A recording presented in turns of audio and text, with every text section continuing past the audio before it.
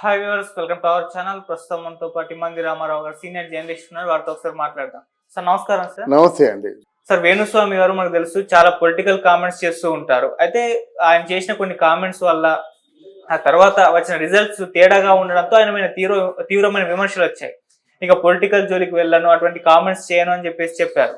కానీ ఇప్పుడు మళ్ళీ ఆయన ఒక ఇంటర్వ్యూలో కేసీఆర్ గారి గురించి, జగన్ గారి గురించి కొన్ని ఇంట్రెస్టింగ్ కామెంట్స్ చేశారు. సార్ అంటే వాళ్ళిద్దరికి ఇప్పుడు ఓడిపోయినప్పటికీ తొందరలో మంచి రోజులు వస్తాయని చెప్పినట్టుగా వార్తలు అయితే వస్తున్నాయి. సార్ మరి ఏ విధమైన మంచి రోజులు వస్తాయి, మళ్ళీ అధికారంలోకి రాబోతున్నారని ఇప్పుడే ఆయన చెప్తున్నారంటారా? మరి ఆయన కామెంట్స్ పైన మీ ఒపీనియన్ ఏంటి? నేను మొదటి నుంచి వేణుస్వామి అనే ఒక నయ వంచకుడిని తిరుగుతూనే ఉన్నాను. ఆయన విద్యాగంధం ఉన్న ధన పిపాసి కాదు, పిపాసికి అర్థం ఉంది. పిపాసి అంటే ఆశతో ఉన్నవాడు, నేను ఒక ప్రేమ పిపాసిని అని. పిశాచి అంటే రక్తం పీల్చుకు తినేవాడు. ఈ రెండో కోకు చెందేవాడు వేణుస్వామి. డబ్బున్న వాళ్ళని చూసుకొని ఇక ప్రభాసాలకు చాప్టర్ క్లోజు అని చెప్పాడు. ఈరోజు 1000 కోట్ల క్లబ్లో చేరాడు. మరి ప్రభాస్ కరెక్టా, ఈ వేణుస్వామి అనబడే ఒక మోసగాడు కరెక్టా?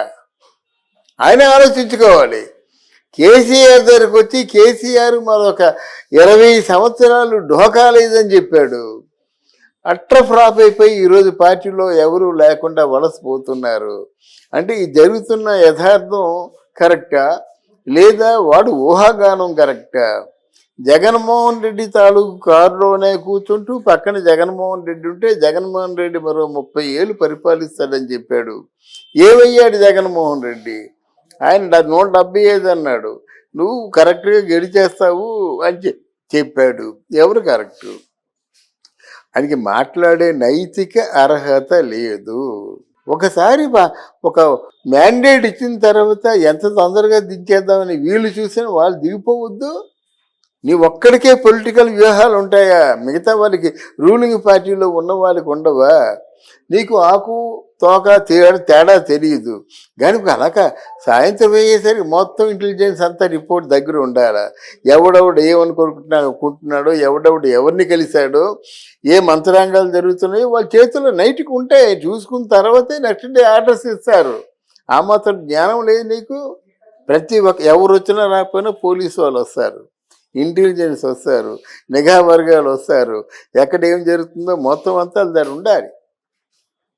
అందువలన ఆ మాత్రం ఇంగిత జ్ఞానం లేకుండా మాట్లాడేవాడి గురించి తిట్టడం తప్ప ఏం చేస్తామంటే సిగ్గు చెప్పే అక్కడికి సిగ్గు లజ్జ లేదా? నీకు డబ్బులు కావాల్సి వస్తే ఏ దేవస్థానం దగ్గర ఇలాగ మన తుండు పరుచుకున్నట్టయితే కొంత డబ్బులు వేస్తారు, జీవనోపాధి గడిపేసాయి.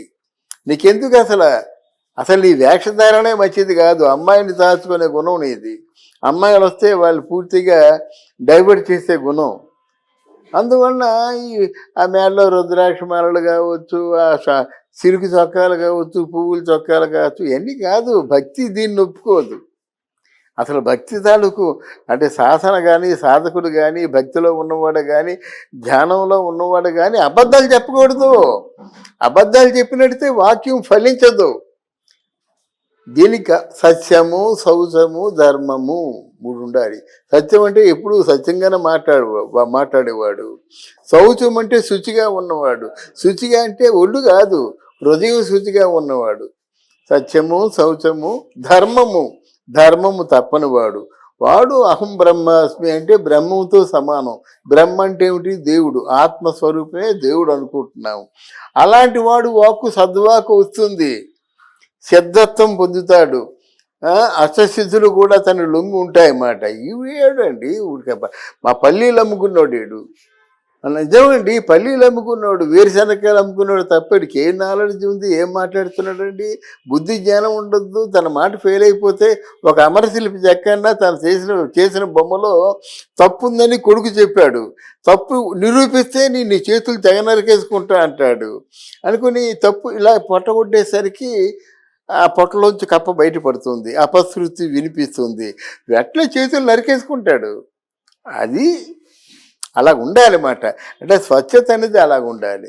అది లేకుండా నువ్వు ఇంకా ఇంతమంది ఇన్ని తిరుగుతున్నా సరే నువ్వు కేవలం డబ్బున్నోళ్ళే నీకు అలా కనిపిస్తారా? అంటే నువ్వు ఒక కేసు చూసినట్టయితే 10 లక్షలు 20 లక్షలు 10 లక్షలైనా కేసు ఈ 10 లక్షలు తీసుకున్నావు, వాళ్ళకి అది జరగకపోతే వాళ్ళు నీ మీద ఎంత రివర్స్ అవుతారు? అది ఆలోచించుకున్న కొంతమంది చంపేస్తారు పట్టుకొని. ఏ రోజు ఆయనకి అదే పని అవుతుంది అన్నమాట. నీకెందుకయ్యా నీకేమి తెలియదు, నీకేమి తెలీదు. అది ఆ సాధకులు వేరేగా ఉంటారు. అదే ఒక కొండరాజుని పిలిపించండి, సాధనలో ఉన్న కొండరాజు 5 నిమిషాల్లో నీ ఇంటి చరిత్ర చెప్పేసి వెళ్ళిపోతాడు అంతే. ఒక బియ్యం కూడా పుచ్చుకోడు, డబ్బులు ఇస్తే డబ్బులు కూడా పుచ్చుకోడు, మీతో ఫోటో తీయించుకుంటాడు. అది సాధకుడు. అలా సాధన చేసి వస్తారు, కళ్ళ కాటుకు పెట్టుకుంటారు, నుదురు ఒట్టి పెట్టుకుంటారు. ఇలా చూస్తే నీ భవిష్యత్తు తెలిసిపోద్ది వాళ్ళకి. అది ఎన్టీ రామారావు గారి ఇంటికి వచ్చేవారు. నాకెందుకు తెలుసు అంటే ఎవ్రీ ఇయర్ వస్తారు ఎన్టీ రామారావు గారి ఇంటికి. వాళ్ళకి ఎన్టీ రామారావు గారితో కలిసి టీ తాగడం అలవాటు, ఎన్టీ రామారావు గారితో కలిసి భోజనం చేయడం అలవాటు, ఫోటో తీయించుకుంటారు.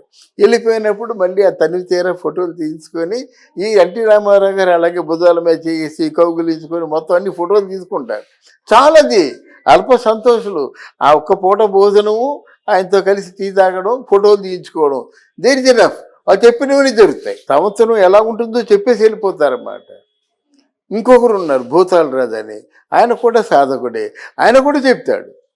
ఇంకొకరు ఉన్నారు బివి మోహన్ రెడ్డి అని, ఆయన కూడా మంచి జ్యోతిష్యుడు. ఎన్టీ రామారావు గారి జీవితంలో ఎంతకాలం ఉన్నాడో ఆల్మోస్ట్ ఎన్టీ రామారావు గారు చనిపోయినంత వరకు బివి మోహన్ రెడ్డి ఆయన అలా చెప్పాడు, చెప్పినట్టు జరిగేది. అది జ్యోతిష్యం. నోరు నాకు అసలు సరిగ్గా ఆయన తలుచుకుంటే మాటలు సరిగ్గా రావటం లేదు. ఎందుకంటే అసలు అంత దరిద్రంగా ఎందుకు అలా ప్రవర్తిస్తున్నాడు? జ్యోతిష్యాలు చెప్పడం మానే, జనాలు మోసం చేయడం మానే. నువ్వు చేసుకున్న పాపాలు ఎప్పటికైనా తొలగిపోతాయి. కానీ ఈ పాపాలు చుట్టుకుపోతున్నట్టయితే పాపం వల్ల వచ్చే జీవితం మరణం అంటాడు బైబిల్. అంటే నువ్వు పాపాలు పండిపోతావు, నీకు వచ్చేది ఏంటంటే మరణమే తప్ప ఏం లేదు. ఇది నేను చెప్పింది కాదు, బైబిల్ చెప్పింది. అందువల్ల ఈ వేణుస్వామి అనేటువంటి అనబడే వ్యక్తిని ఎంత తొందరగా శిక్ష వేసినట్టయితే, లేకపోతే ఎంత తొందరగా పూర్తిగా బహిష్కరించినట్టయితే కొంత దేశం బాగుపడుతుంది. సమాజంలో కూడా ఇటువంటి అనుమానాలు ఉండవు. చదువుకున్నోడు ఏం చేయాలంటే అనుమానాలు తొలగించి తన సొంత కాళ్ళ మీద ఏ భయం భీతి లేకుండా బతికేలాగా చేయడం, అది ఎడ్యుకేషన్ అన్నమాట. అంతేగాని నీ మీద దెయ్యం ఉంది, నీకు పీడ ఉంది, నీకు ఎవరో బాణమ్మ చేశారు, ఇలాంటి దరిద్రపు మాటలు మాట్లాడకూడదు. నీ రాశి బాగా జరగటం లేదు, నీకు బాగా మంచి యోగం లేదు అని చెప్పడం ఏంటి, చెప్పు తీసి కొట్టాలన్నమాట. అలాంటి మనుషుల్ని నిర్వీర్యం చేసేస్తున్నావు కదా. ఇప్పుడు నువ్వు ఉన్నావు, పెరుగుతావు బాబు, చూడు ఇన్ని రోజుల్లో నువ్వు కారు కొంటావు, ఇన్ని రోజుల్లో ఇల్లు కడతావు నువ్వు కష్టపడితే అని ఒకలాదు. అది తెలివైన జ్యోతిష్యం. అంటే నువ్వు స్కూటర్ ఎప్పుడు కొంటాను, కారు ఎప్పుడు కొంటాను, ఇల్లు ఎప్పుడు కడతాను, ఒక తీయని అనుభూతి.